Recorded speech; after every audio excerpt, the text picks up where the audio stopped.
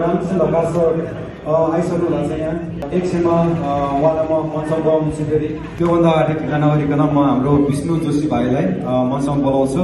उहाँबाट सानो एउटा प्रवचन सुनौँ अनि हाँसौँ रमाउँ, त्यसपछि फेरि केही गीतहरू सुनाउँला अनि त्यसपछि फेरि मुभी सुरु गरौँ है त। विष्णु भाइ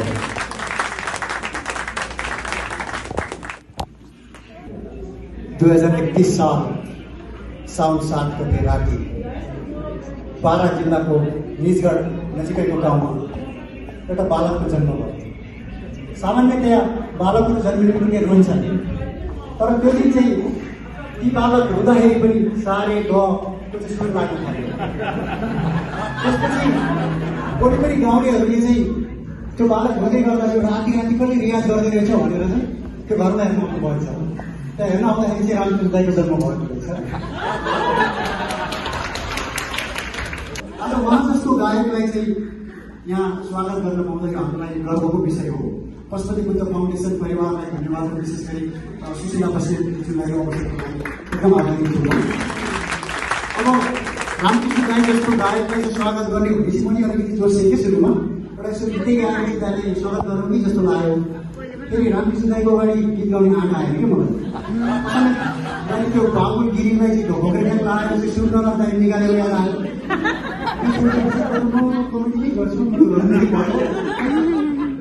त्यसपछि सौभाग्यको कुरा हेर्छु, सुशीला दिदीको घरमा चाहिँ रामकृष्ण दाइसँग अलिकति भलाकुसारी गर्ने अवसर मिलेको थियो। अनि यही मालती मङ्गले चलचित्रको बारेमा अलिकति चर्चा पनि भयो। अनि मैले दाइलाई सोधेँ, अनि दाइ अब मालती मङ्गलेको निर्मातै भइसक्नुभयो, अहिले डिस्ट्रिब्युट गरेर हाउसमा पाउनको तपाईँको डिस्ट्रिब्युट गरेर भइहाल्छ होला नि त, तपाईँ आफै आएर चाहिँ झ्याम्पारो भन्दै चाहिँ प्रमोट गरिरहनु भएको छ भनेको। भाइ डिस्ट्रिब्युटरलाई त दिनुहुन्थ्यो, सबै फाइदा चाहिँ आफै झ्याम्पारो भन्छ नि, मै झ्याम्पारो भन्ने एरिया छ भन्नु। अनि त्यसपछि दाइले अर्को एउटा प्रश्न सोधेँ मैले, दाइ मालतीले चाहिँ मङ्गलीसँग बेचे कसरी गरे होइन? मैले सुनेको त मालतीको त गाउँमा धेरै अरू पनि बोयफ्रेन्ड थिए अरे, उसले धेरै थिए अरे, कसरी चाहिँ मङ्गलीसँग बे गरे त भनेको। मैले सम्झाएँ नि भाइ गएर उसलाई भन्नुहुन्छ रामलाई, कसरी सम्झाउनु भयो रामकृष्ण दाइ भनेको त। मैले गएर उसलाई भने, हे मालती मन पराउ भेटिन्छन् एउटै हुन्छ भनेर सम्झाउनु भयो त कि। अनि चाहिँ मालतीले बल्ल मङ्गलीसँग पे गर्नु। त्यसपछि यसो भलाकुसारी भयो। मालती मङ्गलेको चाहिँ चलचित्रका छायाङ्कनको क्रममा भएका केही रमाइला प्रसङ्ग अनुभवहरू साझा गर्नु दाइ भने होइन। दाइले एउटा प्रसङ्ग साझा गर्नुभयो, हाम्रो नायक विजय बराल दाजु। अनि उहाँलाई चाहिँ यो मालती मङ्गल हेर्नुहोस् उहाँले कस्तो हेयरस्टाइल बनाइदिनु भएको छ उहाँको होइन।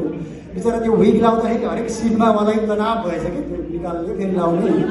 त्यसपछि राम दाइका आउनुभएछ अनि भन्नुभएछ, राम दाइ यो विगत 35 वर्षमा नेपालमा 2टा संविधान बदलिए, दर्जनौँ प्रधानमन्त्री बदलिए, तर तपाईँको स्वर र तपाईँको कपाल चाहिँ कति पनि बदलिएन भन्नुभएछ होइन।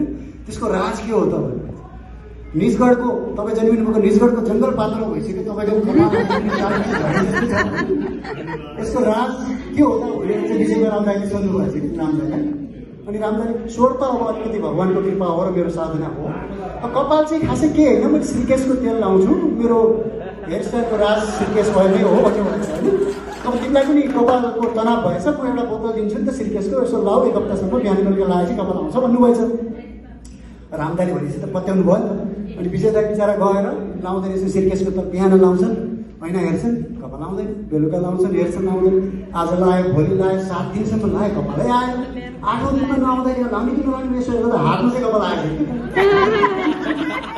त्यो प्रसङ्ग मालती मङ्गलेका प्रसङ्गहरू त भयो। त्यसपछि दाइसँग अलिकति व्यक्तिगत रूपमा भलाकुसारी पनि भयो।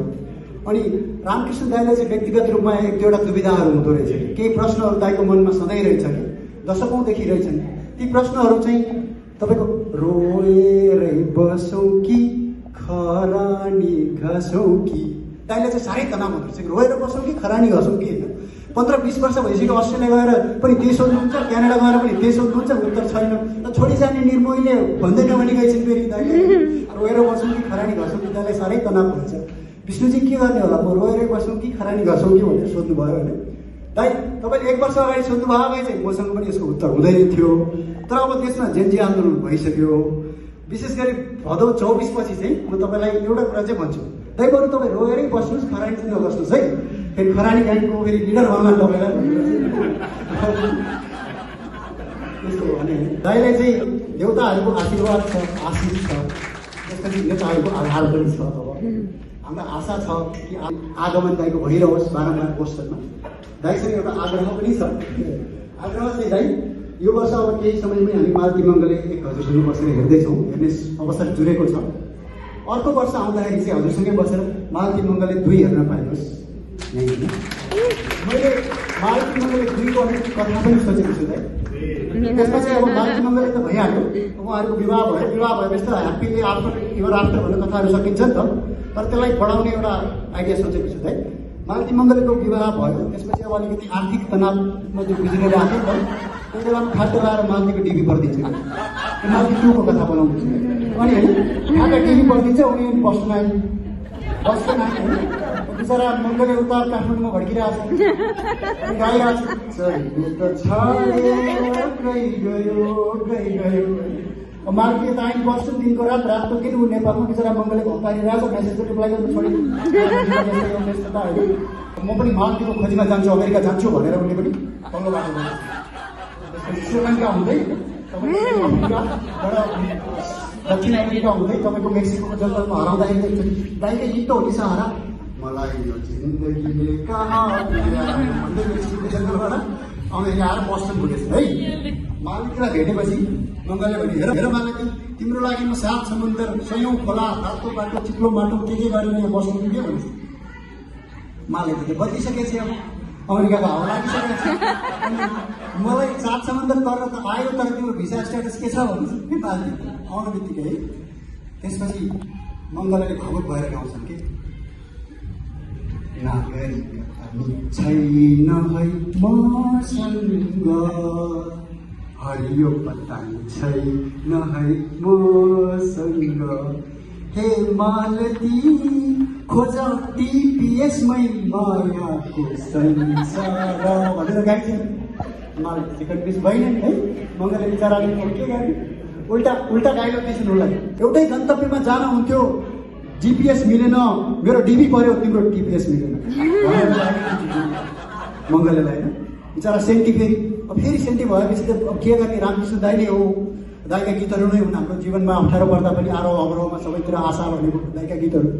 त्यत्तिकैमा चाहिँ दाइको यहाँ चुलोमा चाहिँ एउटा कन्सर्ट छ भनेर सुनेछन् मङ्गलले। अनि रामकृष्ण दाइ त्यहाँ जाँदाखेरि चाहिँ गाइरहनु भएको छ, बिहानी उठिन देख्न पाइयोस् भनेर होइन। दाइकोबाट यी हातले सधैँ सधैँ नेपालले लेख्न पाइयो, त्यो सुनेपछि उसलाई इन्सपायर भएछ।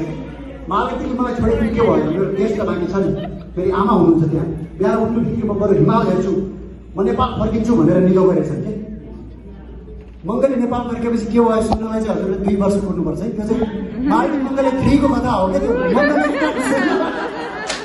अहिलेलाई चाहिँ मङ्गले 3 को कथा त बुझ्नु भइरहेको कथा सब क्रिया छ। गाउनलाई अब निर्माता हजुर हुनुहुन्छ, यही पनि हुनुहुन्छ निर्माता, गायक हाम्रो सुशीला दिदी हजुर नै हुनुहुन्छ। अब हिरो मै छँदैछु है।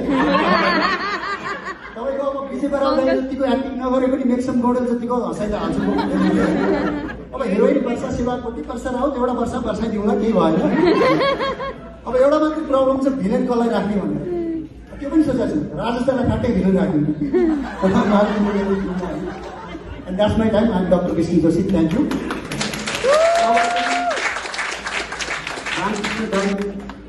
को सानो प्रस्तुति, केही गीतहरू र उहाँको सानो मन्तव्य सुन्नेछौँ। त्यसपछि सुशीला दिदी र रामकृष्ण दाइका केही गीतहरू सुनेपछि हामी मालती मङ्गल चलचित्र सँगै हेर्नेछौँ। रामकृष्ण दाइ, धन्यवाद।